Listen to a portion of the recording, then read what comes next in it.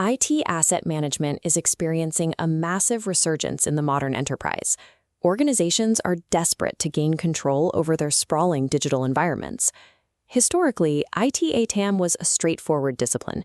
It was responsible for tracking physical, static hardware. You bought a laptop or racked a server in an on-premise data center, and you locked its serial number in a spreadsheet. Today, that physical hardware makes up only a fraction of a company's infrastructure. Managing a modern network means dealing with complex, heavily virtualized environments and a sprawling web of software-as-a-service subscriptions. Legacy ITAM frameworks treat configuration data as a static inventory. That approach works for a desk phone, but it cannot accurately represent the state of transient, software-defined infrastructure. When organizations rely on static tracking for dynamic systems, they lose visibility into their actual environment. This data gap forces teams to adopt siloed monitoring tools to fill the holes, leading to a fragmented and fragile operational state. Consider a transient cloud instance. A virtual server spins up automatically to handle a traffic spike, processes the load, and deletes itself. A traditional manual database cannot register this lifecycle. By the time an engineer updates the sheet, the node has been terminated. This data lag creates immediate blind spots during change enablement. If your team doesn't know what infrastructure exists at any given second, every patch or update carries a high risk of breaking an unseen dependency. To maintain resilience, organizations have to abandon these static inventories and adopt a dynamic, value-driven configuration management database, or CMDB. The transition from static lists to a dynamic CMDB requires an architectural shift, formalized within the ITIL 4 framework. It starts by officially separating IT asset management from service configuration management. Under ITL 4, an IT asset is strictly defined as a financially valuable component. It is a lifecycle record used to manage costs, like a software license agreement or a bulk procurement contract. A configuration item, or CI, is entirely different. A CI is any functional component that an organization must actively manage in order to deliver an IT service.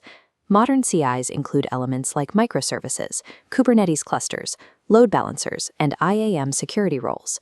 Managing a CI means tracking its operational state, its patch level, and its technical dependencies. You are managing its real-time functionality, not its financial depreciation. If you confuse a financial IT asset with an operational CI, your database will fill up with contract renewal dates instead of actual telemetry. That prevents your engineering teams from accurately mapping real-time technical dependencies. A modern CMDB is not a flat list.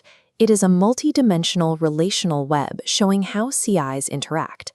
Every CI requires 3 core data points: its type, specific attributes, and its relationships to other items.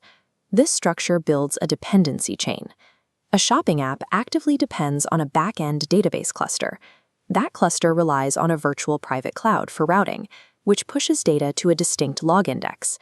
During a critical failure, like a customer checkout service crashing on Black Friday, this dependency mapping lets incident response teams trace the fault down the stack immediately, rather than checking individual systems one by one. It also acts as a safeguard. By assigning specific CI attributes, like tagging a cluster as dev or prod, the CMDB prevents an engineer from accidentally deploying an untested patch to a live production environment. This relational web turns raw, chaotic data into actionable risk analysis. It provides the visibility needed to measure technical risks and predict impacts before they cause a service outage. Building this web introduces a specific technical challenge. How do you centralize discovery data from highly transient cloud assets without breaking your own database? If you try to pump telemetry from every single temporary cloud instance directly into a legacy CMDB, the sheer volume of data creates an insurmountable operational overhead. This architectural diagram outlines the problem. Option 1 represents a traditional framework attempting to ingest raw cloud data directly. The core system is bombarded with millions of micro-updates as containers spin up and down, resulting in severe data errors.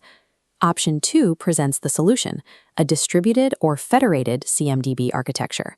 A localized cloud CMDB sits inside the cloud boundary itself. It processes chaotic, high-volume raw data, sending only normalized relevant updates across to the existing enterprise CMDB. This federated approach prevents your management tools from sprawling out of control. It localizes the chaos of the cloud, keeping your core framework pristine and stable. Once the IT CMDB is automated, accurate, and functioning as a true relational web, its utility scales outward. This is the foundation of Enterprise Service Management, or ESM. ESM takes the highly efficient service delivery models perfected by IT and applies them directly to other business departments. You can map this exact service architecture onto human resources for employee onboarding. The identical model also maps onto facilities for building maintenance and finance for budget approvals. Every department operates on the same logic. For the end user, this shared architecture creates a single, unified service portal. An employee goes to one place, whether they need to fix a laptop, report a broken HVAC system, or submit an expense report. This architecture provides the technical structure for a unified service portal, allowing a business to scale its operational standards across every department. This diagram represents the macro-level ITIL-4 service value system. It illustrates how an organization takes inputs and transforms them into deliverables. The modern CMDB sits right at the center of this framework, acting as the primary converting engine. Raw demand and new opportunities enter the system on the left. They feed into the automated workflows and dependency chains mapped out by the CMDB. The system processes these inputs cleanly, and the final output emerges on the right strictly as realized business value. Achieving this end-to-end visibility is what allows an organization to shift away from isolated, one-way service delivery and move toward collaborative value co-creation with its users. To get here, you have to establish clear boundaries. You must separate the financial life cycles of your IT assets from the operational reality of your service configuration CIs. You must also deploy a federated architecture. Let localized tools track the transient, virtual assets, and feed only normalized intelligence back to the core system. Mastering these architectural steps transfers the operational risk and the technical burden away from the end consumer, placing it squarely on the shoulders of the expert provider, where it belongs. ITIL-4 explicitly instructs organizations to optimize and automate.